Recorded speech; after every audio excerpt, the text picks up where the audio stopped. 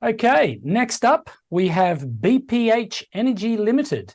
BPH's ASX code is BPH, and the market cap is approximately 35 million.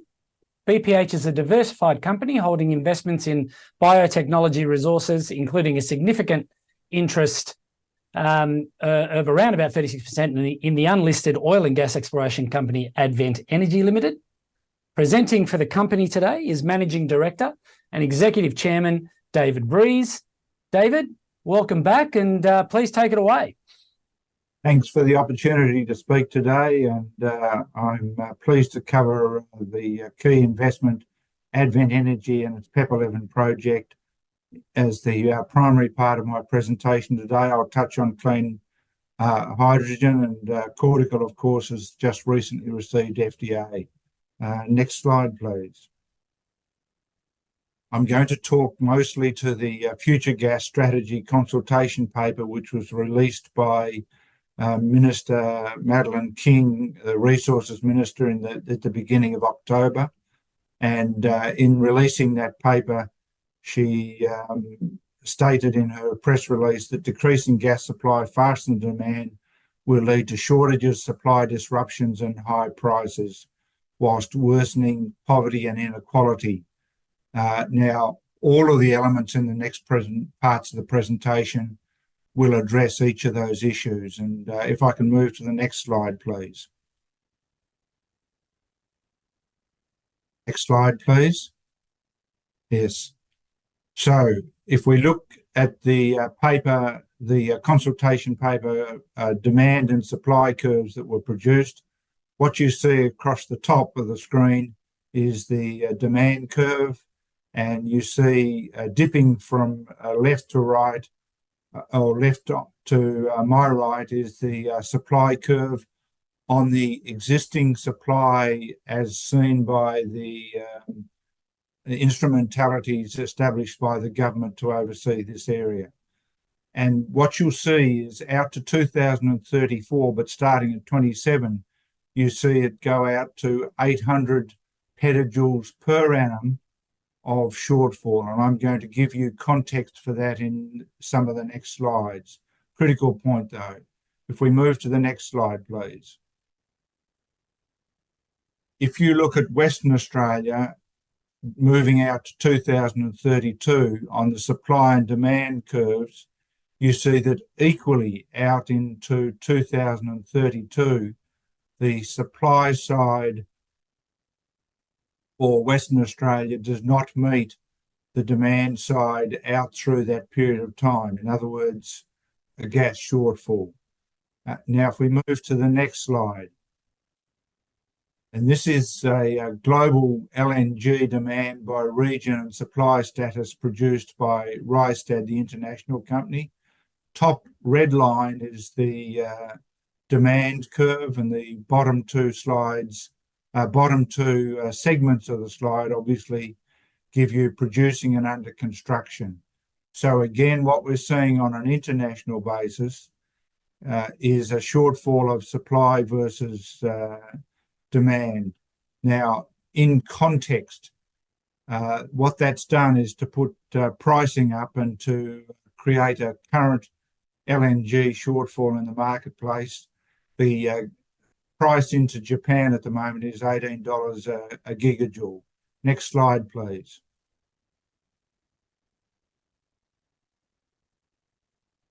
So if we look here, this is the gas usage in the states across Australia at the current state of time. This is the domestic gas usage. So what we have is 500 petajoules of gas usage in Victoria, New South Wales, Northern Territory, South Australia. That's 500 plus, and Queensland. Now, you will see the conclusion that you can reach out of looking at those supply-demand curves is Australia must either source more gas or, in fact, cut out supply into the eastern states or cut out supply into the export markets. and Minister King, Prime Minister Albanese, and the Energy Minister Bowen have all given commitments to Japan, Korea, and other major consumers of Australia's LNG. And remember, we're one of the largest LNG suppliers in the world, that Australia will continue to meet their LNG demand, because it's now recognised, of course, quite widely, including by the IEA in the last week, that gas is a crucial part of the energy transition as a key support for renewable energy. Next slide, please.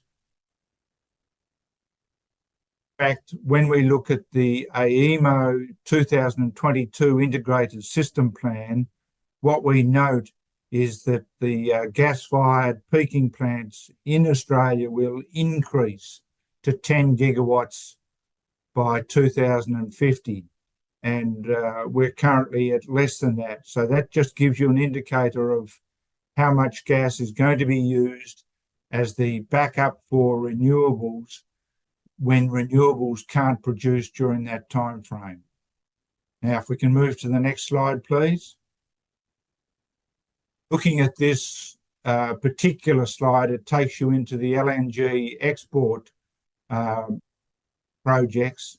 And I'm just going to touch on a couple of points relative to the Eastern Australian position. It used to be that the Blacktip field in the Northern Territory supplied through the gas pipeline network into Eastern Australia.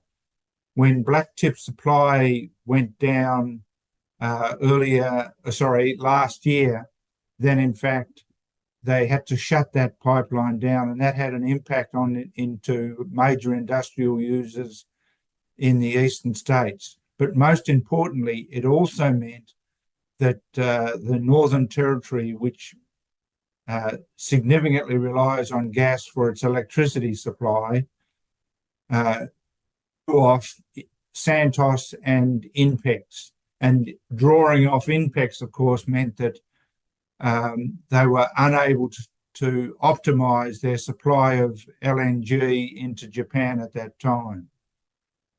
Now, the other key factor here is that the pipelines run from Northern Territory into Eastern Australia, but not in the reverse. Now, equally, if we look at the next slide, please, and I'll take you to that aspect, what we see is the Bass Strait fields are currently forecast to reduce by about 50% over the current time frame. In other words, starting several years ago and moving into the next few years. And that's been the major source of gas into the New South Wales and the other states over the last 50 years. 50% drop off in the major producer. And of course, the gas pipeline there moved from south to north. So I'll move to the next slide, please. Now we look at New South Wales and the gas permits. There are only 2 potential permit areas in New South Wales, and New South Wales is a major consumer in the Eastern Australian gas network. That's the Santos Pilliga project and the offshore Pepperleven project. So Santos announced in the last week that they would not be taking final investment decision on the Pilliga coal seam gas project until 2025.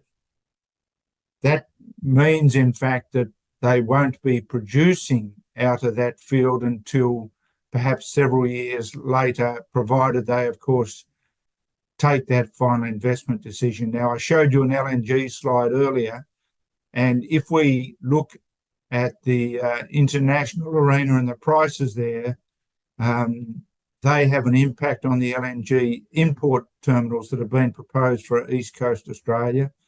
And the LNG import terminal that was proposed for Port Kembla has advised the regulatory authorities that they do not, at the current time, propose to operate that in the near term, and it's been taken off the list of potential gas supplies into East Coast Australia. Now I'll move to the next slide, please.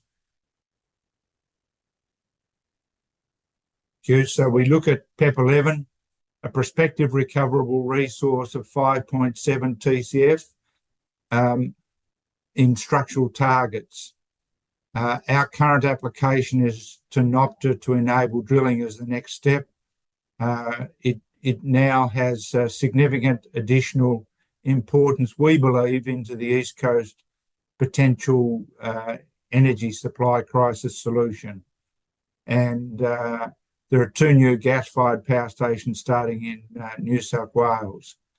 We are only 26 kilometres at the Baleen target from the Newcastle to Sydney gas pipeline. Next slide, please. When we look at the demand side based on the consultation paper again, you can see those green arrows. That's the winter maximum forecast out to 2042 of terajoules per day of gas demand. And of course, lower slide showing, again, gross annual consumption forecast petajoules per annum right out to 2042. Now, next slide, please. The offshore Sydney Basin is also recognised as a potential carbon storage area. And of course, proximity is a key, and carbon storage is for us an important aspect of our future proposed drilling. And in addition, of course, 1/3 of Australia's CO2 is produced within that arc from Newcastle through to Sydney. Next slide, please. Our basin is, of course, recognised as being in the gas window. In other words, a mature gas condensate source, and we see from our research, and that includes sampling the gas that comes out of the sea floor, that we're at the light end of that fraction. Next slide, please. Our target at Baleen, at the Permian Triassic, is approximately 20 square kilometres as a target drilling. That's a very significant size, and you can look at the data on that in our ASX releases. If we can go to the next slide, please.